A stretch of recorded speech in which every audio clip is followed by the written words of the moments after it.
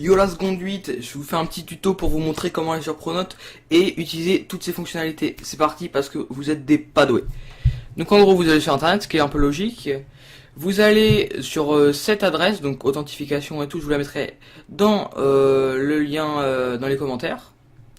Ensuite vous rentrez votre identifiant, votre mot de passe, ça vous fait arriver ici.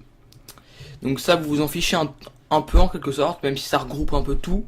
Mais c'est pas ça qui nous intéresse. Vous cliquez sur le petit plus là, juste là, ce qui vous emmène sur mes applis. Aucune de ces applis ne vous intéresse, sauf messagerie Pronote. Messagerie, c'est celle-ci. Donc là, vous recevez des messages, genre par exemple, on voit que le 12 octobre, il y a un exercice attentat, message de Benjamin Howard, ça doit être le directeur ou je sais pas. Mais pour envoyer un message, vous faites créer à, par exemple, Laurent Chamoulot, notre prof d'anglais.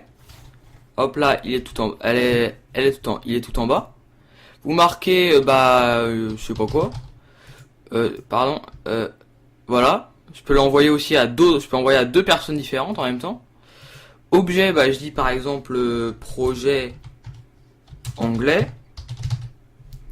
Et ensuite, je fais ajouter une pièce jointe, ce qui m'ouvre mes fichiers et je peux importer ce que je veux. Voilà. Déjà ça c'est fait, mais je vais pas le faire, désolé, mais non. Et le deuxième, donc Pronote, va vous emmener là-dessus. Donc là c'est simple, vous avez l'emploi du temps de demain, en cliquant sur cette petite flèche, du jour même, pardon, en cliquant sur cette petite flèche, vous avez celui du lendemain. Même si, bon là on voit qu'il y a, de base il n'y a pas français, donc c'est une petite erreur, mais c'est pas grave, on s'en fiche. Ils peuvent pas tout actualiser. Ouais merci, tu pourrais charger. Enfin bref. En attendant, donc là on peut voir que pour demain, il y a révision pour SVT vu qu'on a une éval, si vous le saviez pas. Vendredi, voilà, on a ça, donc il y a tout le récapitulatif. Il y a même les absences et punitions, agenda, les informations, les discussions, enfin en vrai il y a vraiment tout. Et il y a même les dernières notes. Donc par exemple, ce qu'on peut voir c'est, donc dans communication, information et sondage. Hop là, Anessa Blues le 20 septembre, c'est déjà passé, mais je l'avais pas vu, c'est pas grave.